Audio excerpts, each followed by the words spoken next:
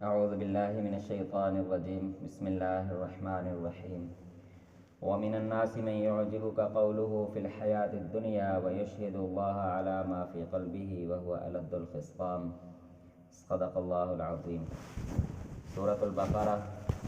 آیت نمبر 204۔ ان مبارک آیات میں اللہ تعالیٰ نے انسانوں کی ایک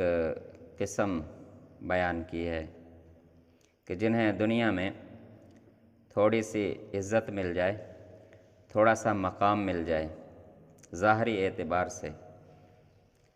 تو اب ان کی کوشش ہوتی ہے کہ وہ اپنے آپ کو کوئی اوپر والی مخلوق ثابت کریں،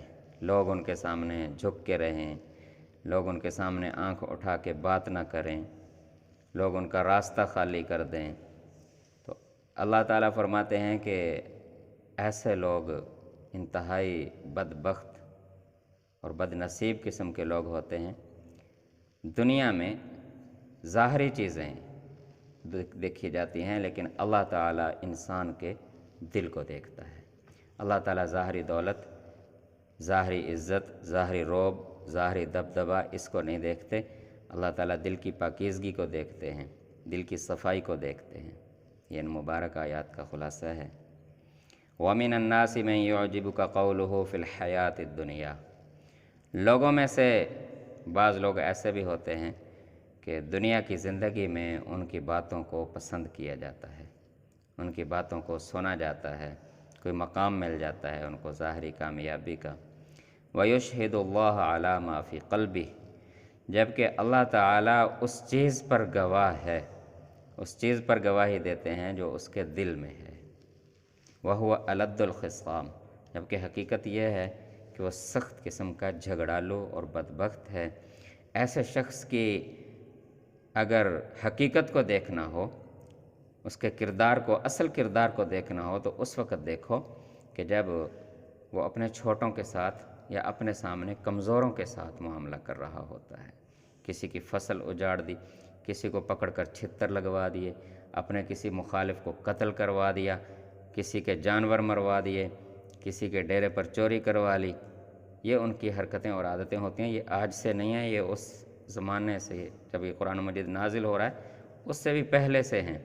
اللہ تعالیٰ فرماتے ہیں وَإِذَا تَوَلَّى، جب تو وہ آپ کی مجلس میں آ کے بیٹھا ہو تو بڑی باتیں، ادھر کی بات جوڑی، ادھر کی بات جوڑی، بڑی خوبصورت باتیں، بڑی باتیں کرتا ہے، لیکن جب یہاں سے واپس جاتا ہے سعیٰ فی الارض، زمین میں پھر چڑھائی کرتا پھرتا ہے، اکڑتا ہوا پھرتا ہے، دوڑتا ہوا،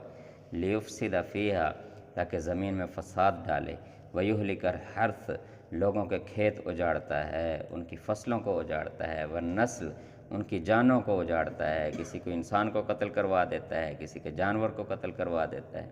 واللہ لا يحب الفساد، اللہ تعالیٰ ایسے کسی شخص کو پسند نہیں کرتے۔ اگر ہم ان کرداروں کو اپنے دائیں بائیں دیکھنا شروع کریں اپنے معاشرے میں، تو ہمیں بہت سارے لوگ ایسے ملیں گے جو سٹیج پر بیٹھے ہوئے بڑی خوبصورت باتیں کرتے ہوئے نظر آتے ہیں، لیکن جب ان کے کردار کو دیکھا جائے، عام طور پر جاگیردار طبقہ جو ہے، غریبوں کا خون چوس رکھا ہوتا ہے، ان کے بڑے بڑے جاگیریں ہوتی ہیں، ان کے قریب اگر کسی غریب کی زمین ہو تو اس کو پانی تک نہیں دیتے۔ اگر کسی کے جانور چرتے ہوئے کہیں سے نکل آئیں ان کی فصلوں کی طرف تو بس پھر پورا کا پورا خاندان اجاڑ دیتے ہیں، ان کے گھروں کو آگ تک لگوا دیتے ہیں، ان کے گھروں پر قبضہ کر لیتے ہیں، ان کو گھروں سے نکال دیتے ہیں۔ تو اللہ تعالیٰ فرماتا ہے کہ ایسے لوگوں کو پسند۔ یہ ہمارے سیاستدانوں کی اکثر یہی صورتحال ہے، آپ دیکھ لیں، بڑے میک اپ کر کے یہ جناب اسمبلیوں میں کھڑے ہوتے ہیں، پریس کانفرنسوں میں کھڑے ہوتے ہیں، لیکن جب ان کی حقیقت کو دیکھا جائے، یہ سندھ کے وڈیروں کو دیکھو، بلوچستان کے وڈیروں کو دیکھ لو، ہمارے پنجاب کے یہ خاندان جتنے بیٹھے ہیں بڑے بڑے، ان کے دیکھ لو حالات، تو ان کے سارے یہی کرتوت ہیں جو یہ بیان ہوئے ہیں۔ اور اگر کوئی ان سے کہہ دے کہ یار اللہ کا خوف کر، کوئی اللہ سے ڈر، کہتا آیا تو وڈا اللہ تو ڈرانا، میں نہیں پتا، مجھے نہیں پتا مجھے کیا کرنا ہے۔ وَإِذَا قِيلَ لَهُ اتَّقِ اللَّهَ، اللہ تعالیٰ فرماتے ہیں کہ ایسے لوگوں سے جب یہ کہا جائے کہ یار اللہ سے ڈر، اللہ کا خوف کر، نہ غریبوں کا اتنا خون چوس، نہ اتنا ظلم کر، أَخَذَتْهُ الْعِزَّةُ، اسے اپنی ناک کا مسئلہ بنا لیتا ہے، پھر اس بات پر بھی اکڑنا شروع ہو جاتا ہے، بالإثم، اور گناہ پر اکڑ جاتا ہے، فحسبہ جہنم، اللہ تعالیٰ فرماتے ہیں کہ ایسے لوگوں کا پھر اصل ٹھکانہ وہ جہنم ہی ہے۔ بعض لوگ پھر دنیا میں کہتے ہیں، مظلوموں کی یہ آہیں ہوتی ہیں کہ یا اللہ تو ان کو پکڑتا کیوں نہیں، تو ان کو پکڑتا کیوں نہیں۔ اللہ تعالیٰ فرماتے ہیں یہاں میں ان کو پکڑ بھی لوں تو کیا ہوگا، زیادہ سے زیادہ مر جائیں گے، اور کیا ہوگا۔ یہاں تو پکڑنا بھی کوئی پکڑنا نہیں ہے، لیکن ان کو کرنے دو جو کچھ کرنا ہے، ان کا اصل ٹھکانہ پھر جہنم ہے، پھر وہاں آ جانا، پھر ذرا ان کی وہاں پر حالت دیکھ لینا کہ ان کی کیسے وہاں عزت افزائی ہوتی ہے، کیا پھر ان کے ساتھ وہاں پر سلوک کیا جاتا ہے۔ تو اللہ تعالیٰ فرماتے ہیں فحسبہ جہنم، بس ایسے لوگوں کے لیے پھر جہنم ہی کافی ہے، اور ان کے لیے پھر کوئی سزا نہیں ہے، جہنم ہی ان کا اصل ٹھکانہ ہے، وَلَبِئْسَ الْمِہَادُ، بہت برا ٹھکانہ ہے۔ تو یہ خاص طور پر تو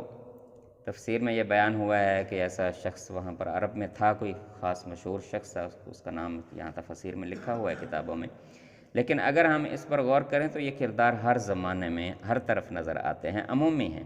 اور خاص طور پر اللہ تعالیٰ نے حج کے احکام کو بیان کرنے کے بعد یہ چیز بیان کی ہے۔ پہلے حج کے احکام ہم پڑھتے آ رہے تھے کئی دنوں سے، تو اس کے بعد اللہ تعالیٰ نے اس کے ساتھ ہی اس چیز کو بیان کیا ہے کہ ایسا نہ ہو کہ جناب اپنی دولت کے بل بوتے پر حج کر کے آ جائیں اور یہاں آ کر پھر وہ بڑے حاجی صاحب بنے ہوئے ہوں۔ تو ہمارے آج کل مشہور ہیں کہ جو جتنا بڑا حاجی ہوتا ہے وہ اتنا بڑا ٹیکا لگاتا ہے پھر لوگوں کو۔ تو اللہ تعالیٰ ہم سب کی حفاظت فرمائے۔ تو شروع سے ہی اپنے مزاج کو بھی ہم چیک کریں کہ میرے اندر اس طرح کی چیزیں اگر ہیں تو تھوڑی تھوڑی، تو یہاں سے ہم اس کی صفائی شروع کریں، اپنے بچوں کی تعلیم و تربیت میں کہ ان کے اندر یہ اکڑ یہ چیزیں نہ ہوں۔ کل اللہ تعالیٰ کوئی اچھا مقام دے دے، اچھا عہدہ دے دے، تو ایسا نہ ہو کہ پھر یہ جانوروں کی طرح لوگوں پر ظلم و ستم کرتے ہوئے پھریں۔ تو ایسی تعلیم و تربیت ہو، ایسا مزاج ہو کہ بس عاجزی ہو اللہ کے، انسانوں کے سامنے، اللہ کے سامنے۔ اللہ تعالیٰ ایمان و عمل کی زندگی عطا فرمائے۔